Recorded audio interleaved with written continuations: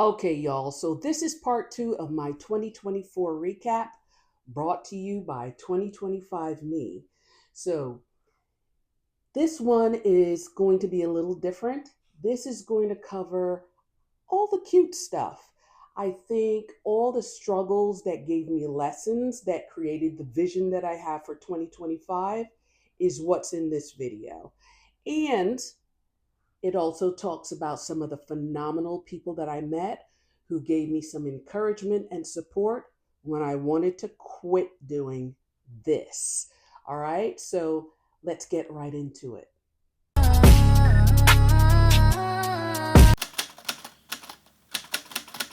Let's talk about my experience here on YouTube.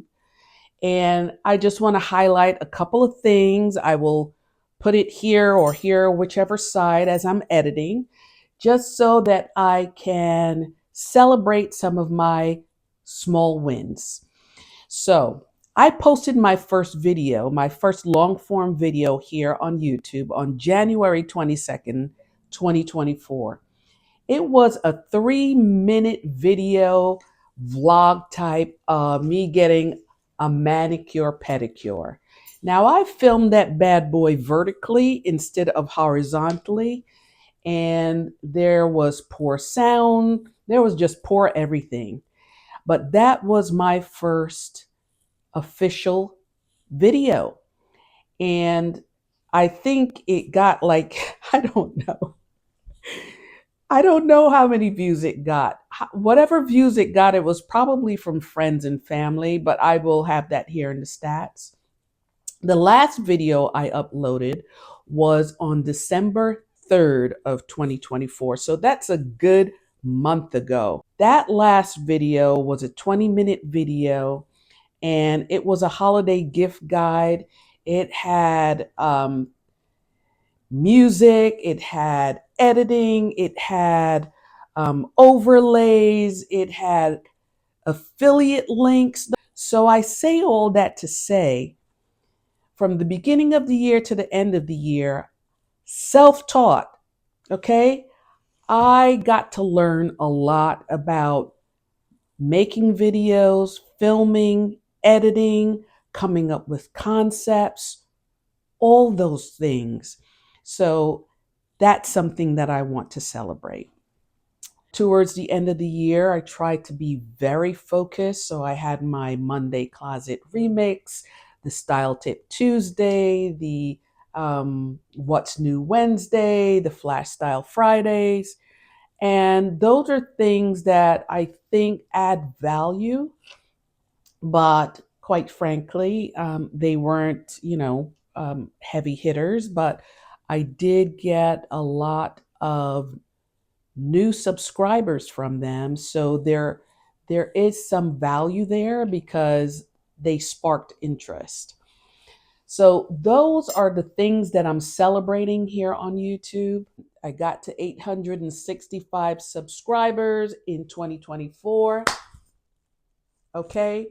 And there was a low point during the year where I just got very frustrated. I mean, so frustrated because I felt like I was working so hard and I just wasn't gaining traction.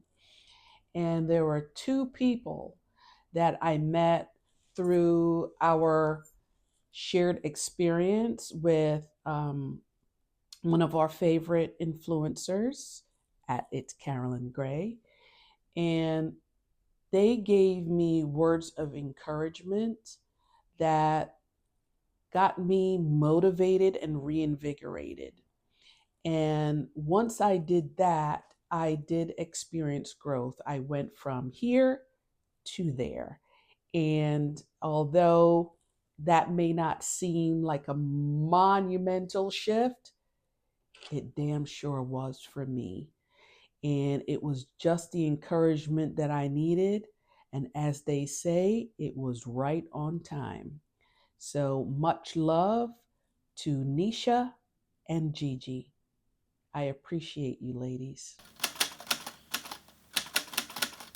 If I could sum up 2024 in one lesson, It's this: resilience is key. So, from just navigating through creating to, just how do you deal with the slumps? How do you deal with the setbacks? How do you deal with viewership being low? How do you deal with your growth being slow? You need to be resilient. You need to figure out how things can be bad, but that could be really the setup for the comeback. I've got a long way to go, but I've also come a long way. And I've got to be able to just pause and smell that coffee because um, that's what's going to keep you going. And these celebrations and embracing the celebrations, I think, are a big part of it. So when those special moments and milestones happen, celebrate them because it is really manifesting and putting you in that mindset of if you think successfully, if you celebrate success, then more of it will come.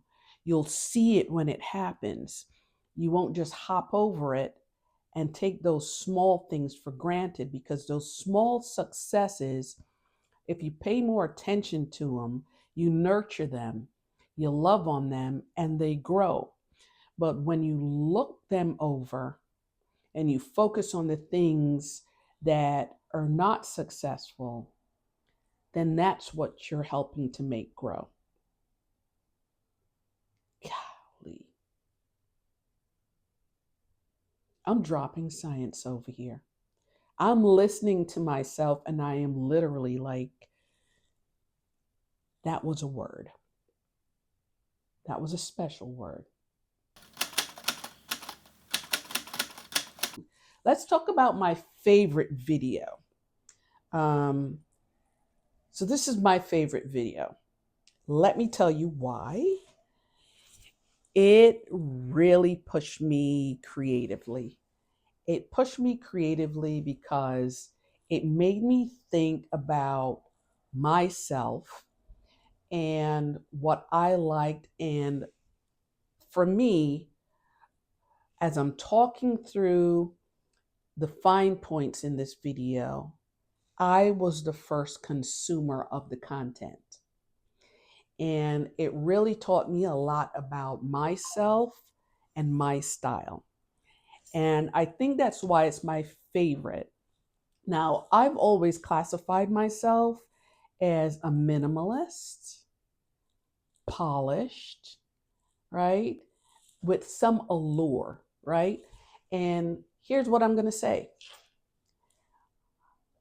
I'm a minimalist in that I don't like things that are fussy or that are itchy or that are make me sweat or that I have to pull and tug at all the time. Okay? So I'm a minimalist in that way. But as far as style, what I've learned about myself this year is that minimal, polished, and allure, they're not really me. Here's how I really see myself now. And some of this is aspirational and some of it I'm already into. Okay? I really like street style. I like to look like I'm either going to an office or I'm hanging out in Brooklyn, like pure hip hop urban street, or I like to look like I'm going somewhere fancy, right? I don't mind having something big and frilly or sequins or something sheer, any of those things, as long as it's comfortable and I don't have to fuss with it and I can just be myself, but I can be the moment. That's what I like. And I really didn't know that about myself until I started watching my own content. So it's going to be an interesting year because I think I'm going to make, not I think, I am going to make a definite pivot in how I'm presenting myself from a style standpoint. So I really want to have fun with it. I think the one mainstay is I the colors that I like are the colors that I like. I like neutrals with a little bit of pop. I'm not into a whole lot of colors coming at me because it's just too stimulating. Okay, and I'm just not about that life. And I think it applies to pretty much everything about me, from hair to nails to the clothes that I wear to the way that I style my home.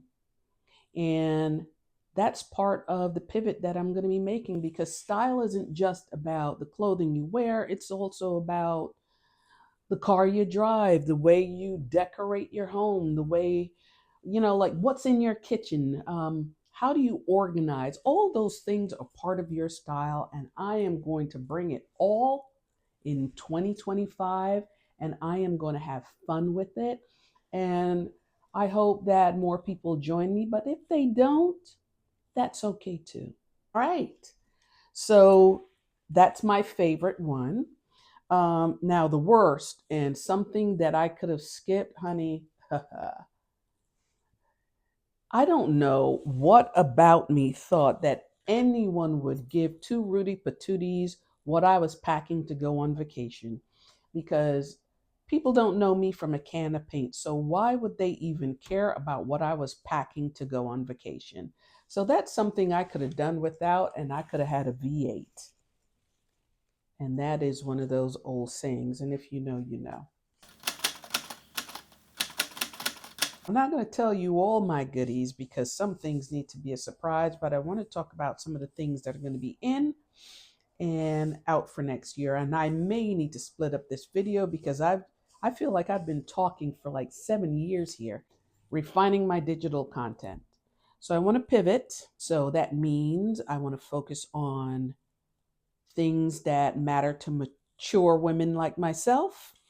I want to focus on diverse body types because I have a rectangular shaped body. I also have a gut. I've got boobies, right? And I've got chubby arms. And I am not downing myself, I am just keeping it real. Because even with everything that I just mentioned, I am well aware that I'm an attractive woman. And it's okay for me to say that. And what's my proof of that? Um, what I see in the mirror, what my husband sees and loves and admires and verbalizes his affection for. Um, the fact that I can still go out and get a head turn. That's right. And I'm darn proud of it. Anywho, what's also in fitness and health goals. I did put on 10 pounds. So I'm going to be focusing now on fitness and health, both physically and mentally. Wardrobe versatility.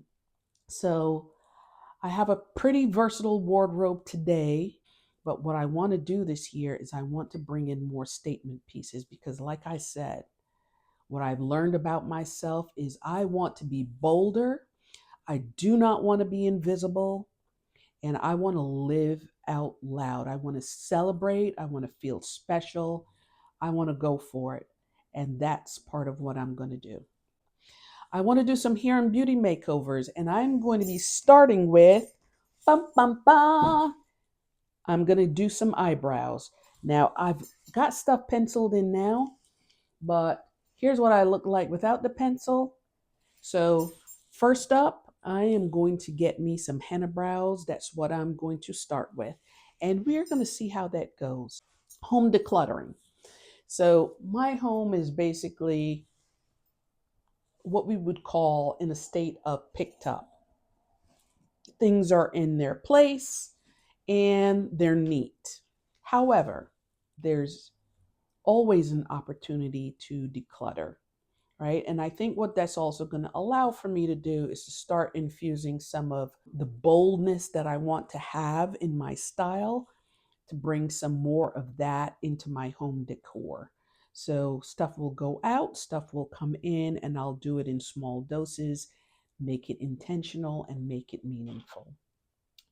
I want to do more style challenges. So, as I am doing my Worn Three Ways Wednesday with Carolyn's Cookies over on Instagram, I also want to do more style challenges and different types of things where I am collaborating and engaging more with other creators, because I've met some amazing people around along the way virtually, and I try to support them always, and they do the same for me. And I think it's a great community that has been formed, and I want to figure out a way to do more with that.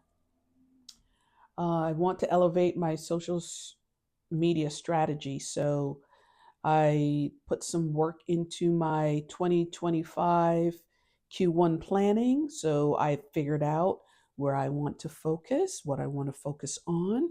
So more to come on that. We're going on a ride with that one.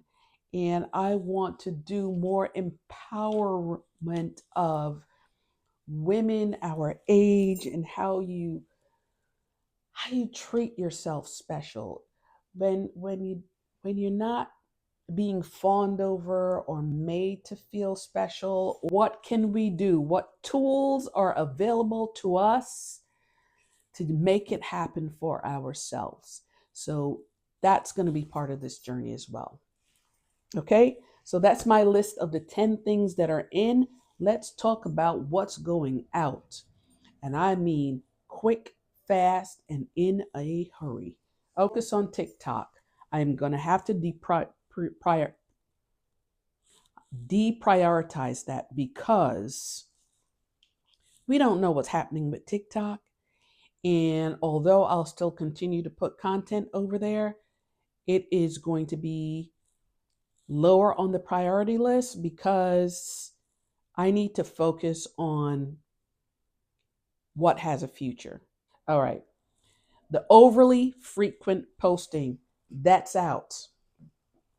Keeping that rigid schedule and just getting too deep into everything, out the door, because I need to keep my focus varied. I need to keep the pace um, at something that I can maintain, and that's something that's fun.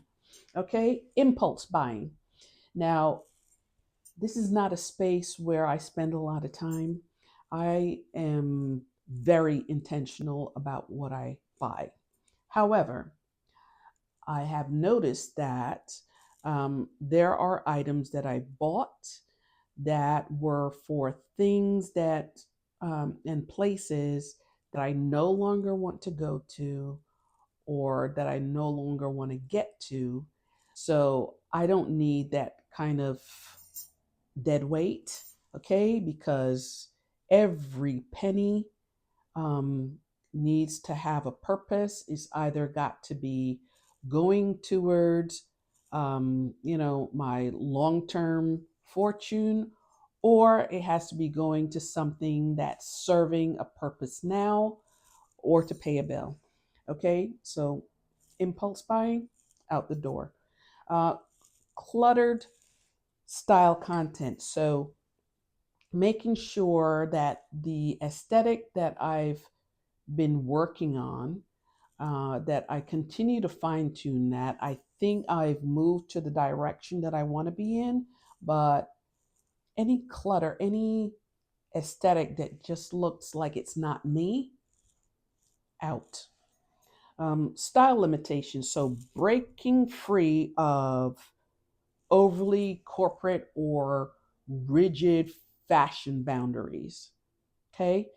I'm giving myself permission to be bold, to experiment, and to just have fun. And most of all, not care what others think, including family members. Enough said on that one. Okay, invisible audience. I want to be able to have a level of discernment where I can tell what my audience is looking for, what their needs are, versus just talking about my own journey. So it's really getting out of my own way and listening more and paying attention to um, what people want more so than what I want to give them. Next up, one size fits all content. So I've been doing a lot of repurposing. I do tweak some, and I started doing that towards the end of the year because one size does not fit all. The audiences are very different, their likes are very different, and what it is that I care to share to those audiences are very different. And then out the door, and this is the biggest one, all work and no rest. Building in time for reflection and taking intentional pauses for mental health. So there'll be no more of that immersing myself so deeply in the process that I miss the forest for the trees. Okay? So that's my list of ins and outs. So that's it, guys.